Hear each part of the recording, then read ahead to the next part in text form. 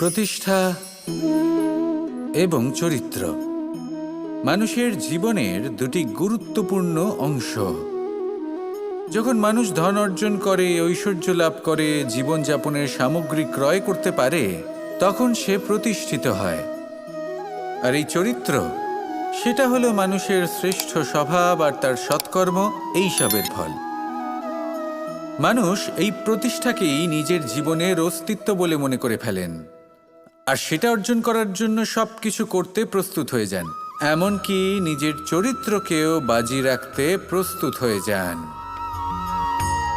কারণ মানুষ একটা কথা জানেন না, যে যদি প্রতিষ্ঠা নাশ হয়ে যায়, তাহলে তার দ্বারা কিন্তু জীবন নাশ হয় না। আবার পরিশ্রম করে, নিরন্তর প্রয়াস করে প্রতিষ্ঠা আবার অর্জন করা সম্ভব।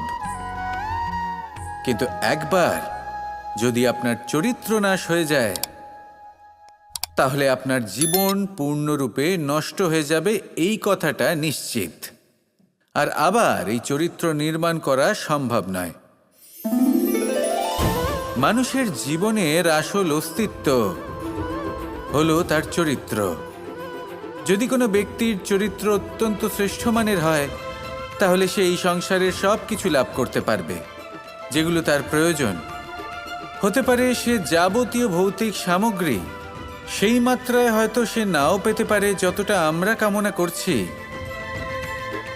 কিন্তু তার জীবন এবং তার অন্তর্মন সুখ এবং আনন্দ দ্বারা পরিপূর্ণ হয়ে থাকবে, এই কথাটা নিশ্চিত। সেই জায়গায় এমন অনেক ব্যক্তি যারা প্রতিষ্ঠিত, তারাও কিন্তু অন্তর্মন এবং জীবনের এই সুখ লাভ করতে পারেন না। এবার আপনি কি অর্জন করতে চান, সেটা আপনাকে বুঝতে হবে। আসুন আমার সাথে ভালোবেসে বলুন, রাধা রাধা। আজ আপনাকে আমি একটা কাহিনী শোনাবো। রাধার সখী ললিতা একদিন প্রসাধন করছিল। ও দর্পণে নিজেকে দেখল, আর তখন ওর প্রসাধন ওর ভালো লাগলো না। ও বারংবার নিজের প্রসাধন বদলাতে থাকলো আর দর্পণের দিকে তাকালো। কখনো ফুল বদলালো, কখনো বস্ত্র বদলালো, কখনো আভূষণ বদলালো, কিন্তু কিছুতেই নিজের প্রসাধন ওর ভালো লাগলো না। ওর মনে হতে লাগলো যেন ওর রূপ ওকে ত্যাগ করেছে। ও এই কথা রাধাকে বলল। রাধা ওই দর্পণের দিকে তাকালো, একটা বস্ত্র নিল আর সেই দর্পণকে স্বচ্ছ করে তুলল। তারপর ললিতা ওই দর্পণের দিকে তাকালো, আর ও নিজের উদ্ভাসিত রূপ দেখতে পেল, নিজের সৌন্দর্য দেখতে পেল। তাৎপর্য মালিন্য দর্পণে ছিল, তার রূপে নয়।